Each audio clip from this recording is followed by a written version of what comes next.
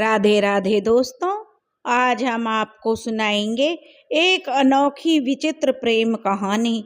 जब एक जानवर को एक लड़की से हुई मोहब्बत, यानी एक रीछ की अनोखी प्रेम कहानी। अगर आप हमारे चैनल पर नए हैं तो प्लीज़ हमारे चैनल को सब्सक्राइब करें, वीडियो को लाइक करें और शेयर करें। दोस्तों, यह कहानी तब की है जब हिंदुस्तान और पाकिस्तान का बंटवारा हुआ था। जिन्होंने इस कहानी को सुनाया उनकी उम्र भी कम से कम 90 साल बीत चुकी है। यह घटना पाकिस्तान के शहर की है रावलपिंडी। रावलपिंडी के करीब एक कस्बे में 1948 के साल में घटी थी। उस कस्बे में एक मदारी आता था जो जानवरों के कर्तव्य खाकर लोगों का मनोरंजन करता था और अपनी रोजी रोटी कमाता था। उस मदारी के पास एक रीछ, एक बंदर और एक बकरी थी। उस समय खेल तमाशे देखकर ही लोग अपना मनोरंजन किया करते थे।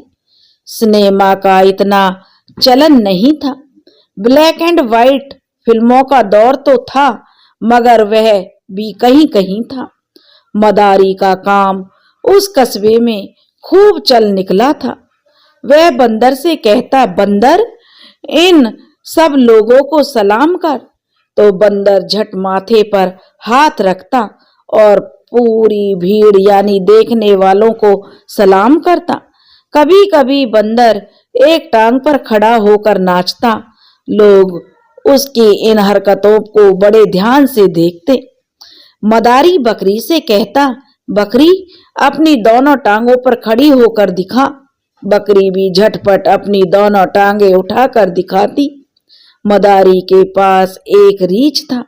वह बड़ा खास था, जिसे देखने के लिए बहुत ज्यादा भीड़ जुटती थी।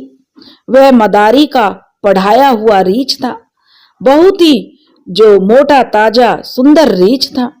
मदारी रीछ से कहता कि रीछ, लोगों को अपना खूबसूरत नाच तो दिखा।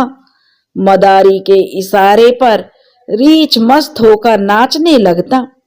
रीछ की नाक में एक नकेल रस्सी की मदद से बंधी हुई थी। मदारी उस रस्सी की मदद से रीछ को काबू में करता था।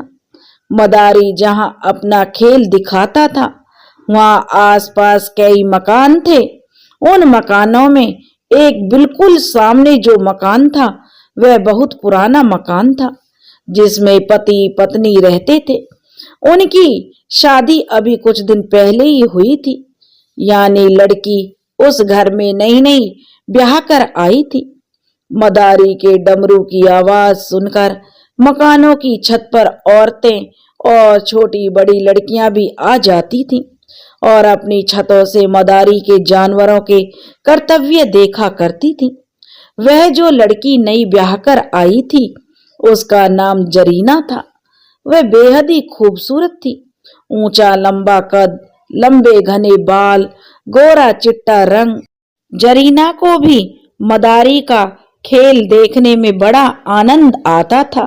वह भी जब मदारी की डुगडुगी की आवाज सुनती तो वह भी भागकर अपनी छत पर आ जाती और छत की मुंडेर से लगकर खड़ी हो जाती और मदारी के करतब देखती। लड़की जरीना कम उम्र की थी, बस यही 16 या 17 साल की थी, क्योंकि अभी उस लड़की में बचपना बाकी था। उसका बचपना पूरी तरह से गया नहीं था। उसका भी बहुत मन करता था कि वह भी इन जानवरों के तमाशे देखे, मगर जरीना के पति ने जरीना को इसकी अनुमति नहीं दे रखी थी कि वह घर से बाहर कदम भी निकाले। यह सर्दियों के दिन थे और एक दिन शाम की बात है। उस दिन मदारी दोपहर में अपना करतब दिखाने अपनी जगह पर पहुंच गया था। उसने अपनी डुगडुगी बजानी शुरू की। इधर लड़की जरीना ने जब मदारी की डुगडुगी की आवाज सुनी तो वह भी अपनी छत की तरफ दौड़ी आई। मदारी ने पहले बंदर का और फिर बकरी का तमाशा दिखाया। फिर मदारी ने रीछ का तमाशा दिखाना शुरू किया। रीछ मस्त होकर नाच रहा था। वह जरीना भी, जो रीछ को नाचते हुए देखकर बड़ी खुश हो रही थी। उसने ऐसे खेल तमाशे कभी नहीं देखे थे, क्योंकि उसका मायका दूर दराज था। रीछ का नाचना उसे बड़ा लुभाता था। जैसे ही रीछ ने नाचना शुरू किया तो लोगों ने इनाम के तौर पर सिक्के फेंकने शुरू कर दिए। नाचते नाचते रीछ की नजर छत पर खड़ी जरीना पर पड़ी। रीछ ने जब उसे देखा तो नाचते नाचते वह एकदम से रुक गया। रीछ की निगाहें उस लड़की पर जम सी गईं।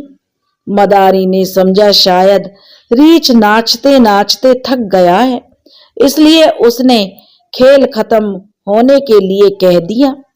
जरीना भी खेल खत्म होने पर छत से नीचे चली गई। मदारी ने अपना सारा सामान समेटा और अपने जानवरों को रस्सी से बांधकर उन्हें जो वहां से लेकर चला गया। इधर मदारी ने महसूस किया कि रीछ ने जब से उस लड़की को देखा है वह बड़ा बेचैन सा हो गया है। बार बार उसी की तरफ मुड़ मुड़ कर वह रीछ देख रहा था। मदारी भी वह रात उसी इलाके के पास बाहर के खेतों में बिताने के लिए वहीं ठहर गया था। आधी रात हुई तो रीछ ने अपनी रस्सी को काटना शुरू कर दिया। फिर वह रीछ रात में ही उस पुराने मकान के सामने पहुंच गया जिसमें जरीना रहती थी, जहां उसने छत पर जरीना को देखा था। वह घर के दरवाजे के पास पहुंचा और फिर उसने जरीना के घर के दरवाजे को देखा और दरवाजे को चाटना शुरू कर दिया। अगले दोनों पैरों से रीछ ने दरवाजे को खोलने की पूरी कोशिश की, मगर दरवाजे पर अंदर से कुंडी लगी हुई थी। फिर रीछ ने दरवाजे पर अपने पैरों को मारना शुरू कर दिया। दरवाजे पर आवाज सुनकर जरीना का पति उठकर बैठ गया। उसने सोचा कि रात में इस समय कौन हो सकता है, जरा चलकर तो देखूं तो सही। जरीना का पति दरवाजे के पास आया और पूछा, भाई कौन हो? मगर बाहर तो कोई बोल ही नहीं रहा था, मगर दरवाजे के पीटने की आवाज लगातार अब भी आ रही थी। उस जरीना के पति ने कुंडी खोल दी तो सामने रीछ को देखकर वह घबरा गया। उसकी तो सिट्टी पिट्टी गुम हो गई और एक जोरदार पंजा पहले तो उस रीछ ने जरीना के पति के मुंह पर दे मारा और फिर रीछ उसे एक तरफ धकेलकर अंदर घुस आया। जरीना का पति दर्द से चीख पड़ा। रीछ घर में घुस गया। अब जरीना का पति दर्द से तड़पता हुआ पागलों की तरह रीछ के पीछे दौड़ा, मगर रीछ कमरे में दाखिल हो चुका था। रीछ ने जरीना को उठाया और वहां से चल पड़ा। रीछ अब बड़ा खौफनाक लग रहा था। जरीना के पति में जरा भी हिम्मत नहीं थी कि वह रीछ को रोक सके।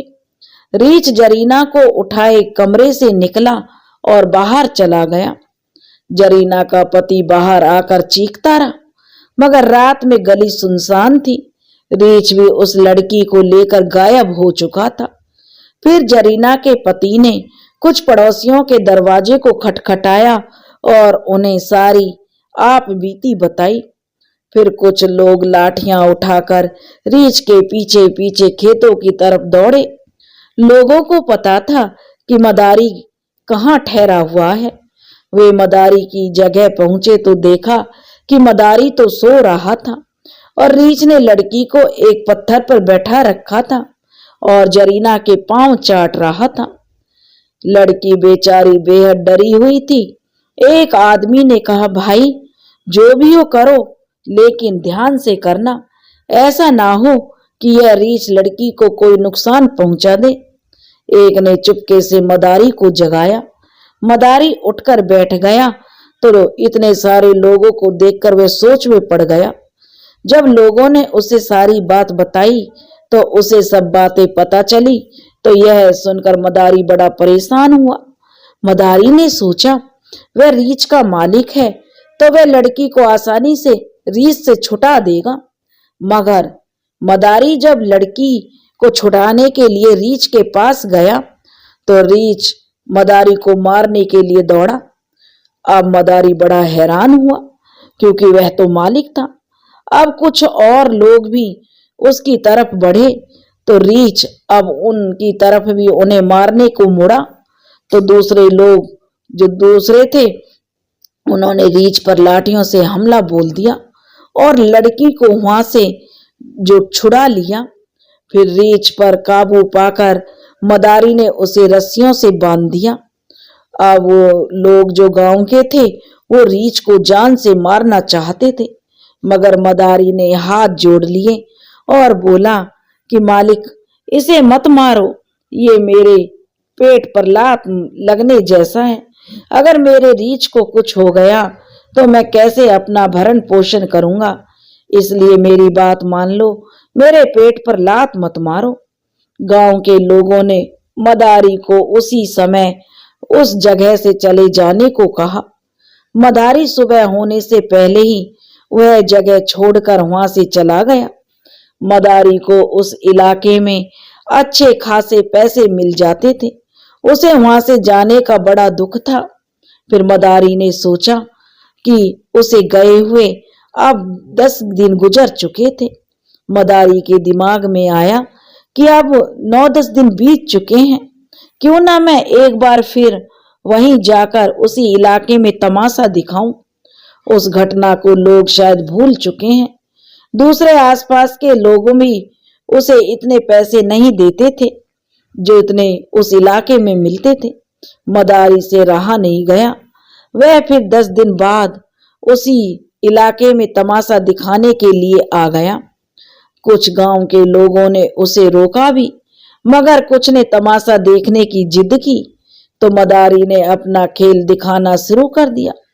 रीछ अब नाचता नाचता रुक रुक कर उसी मकान की तरफ देखता, मगर उसे छत पर जरीना दिखाई नहीं देती थी, क्योंकि जरीना के पति ने उसे खास हिदायत दे दी थी कि अब वह कभी छत पर ना जाए, खासकर जब मदारी खेल दिखाने के लिए आए। अब नाचते नाचते रीछ एकदम से उस मकान की तरफ भागने लगा। उसने उस मकान के दरवाजे को जोर से धक्का दिया तो वह दरवाजा खुल गया। क्योंकि दिन का समय था, कुंडी तो दरवाजे पर लगी नहीं थी। अंदर जरीना आंगन में रोटी पका रही थी। उसका पति भी वहीं पर बैठा हुआ था। रीछ को देखकर दोनों पति पत्नी ने जल्दी से अंदर के कमरे में भागे और दरवाजा बंद कर लिया, लेकिन घबराहट में कुंडी ढंग से नहीं लगा सके। जरीना को उसके पति ने कमरे में रखी एक संदूक में बंद कर दिया। तब तक रीछ ने जोर जोर से धक्का देकर कमरे के दरवाजे को खोल दिया। बाहर भी अफरा तफरी मच गई थी। रीछ इतना डरावना हो गया था कि किसी की हिम्मत पास आने की नहीं हो रही थी। वहां खेल दिखाने से मना करने वाले लोगों ने मदारी को बाहर ही दबोच लिया। रीछ ने अब पहले तो जरीना के पति पर हमला किया। उसने अपने अगले दोनों पंजे उसकी गर्दन में गाड़ दिए, जहां से खून निकल पड़ा और जरीना का पति दर्द से चीखता चिल्लाता वहीं गिर पड़ा। रीछ पागलों की भांति उस कमरे में इधर उधर घूमता रहा। फिर वह सूंघता हुआ संदूक पर जाकर बैठा। वह जोर से संदूक को खोलने की कोशिश करने लगा। जरीना संदूक के अंदर थी, इसलिए रीछ के दाएं बाएं हिलाने से जरीना को जो सिर जख्मी हो गया और जख्मी जरीना अंदर से चिल्ला रही थी, लेकिन संदूक रीछ से खुल नहीं रहा था। वह बार बार संदूक को हिला रहा था, जिससे अंदर से जरीना को चोट लगती और वह चीख रही थी। मगर थोड़ी देर बाद जरीना की आवाज आनी बंद हो गई। थोड़ी देर रीछ ने संदूक के साथ उठा पटक की, मगर फिर भी अंदर से कोई आवाज नहीं आ रही। जरीना के पति ने भी वहीं पर तड़प तड़प कर दम तोड़ दिया था। फिर अंदर संदूक के अंदर जख्मी जरीना ने भी अपना दम तोड़ दिया। अब अंदर जरीना की जख्मी लाश पड़ी थी। रीछ ने संदूक का दरवाजा खोल दिया और उसने देखा अंदर जख्मी जरीना पड़ी हुई है। तो रीछ ने जरीना के शरीर को सूंघकर उसको अपनी जुबान से चाटा। तो रीछ को यकीन हो गया कि अब यह मर चुकी थी। रीछ भी अपने दोनों पंजे आगे करके और उन पर अपना सिर रखकर वहीं बैठ गया, जैसे वह जरीना के मरने का शोक मना रहा हो, क्योंकि उसे यकीन हो गया था कि जरीना अब नहीं रही। और वह शोक में इतना डूब गया कि उसे अपने आसपास जो गांव के लोग लाठी डंडे कुल्हाड़ी बर्छे लेकर इकट्ठा हो गए थे उनका भी ख्याल नहीं था। वह तो जैसे अब सब कुछ त्याग कर बैठ गया था। गांव के लोगों को भी अब अंदर से कोई आवाज नहीं आ रही थी, तो उन्होंने भी अंदाजा लगा लिया कि अंदर बड़ी दुर्घटना घट गई है। अब गांव के लोगों ने कुल्हाड़ी बर्छे लेकर जो रीछ पर हमला बोल दिया, लेकिन रीछ ने उफ तक नहीं की। लोगों ने रीछ की बोटी बोटी कर दी। मदारी भी हाथ जोड़ता रहा, मगर लोगों ने अब की बार उस मदारी की एक नहीं सुनी और उस रीछ को भी मौत के घाट उतार दिया। दोस्तों, आपको हमारी कहानी अगर पसंद आई हो तो प्लीज हमारे चैनल को सब्सक्राइब करें, वीडियो को लाइक करें और शेयर करें। राधे राधे।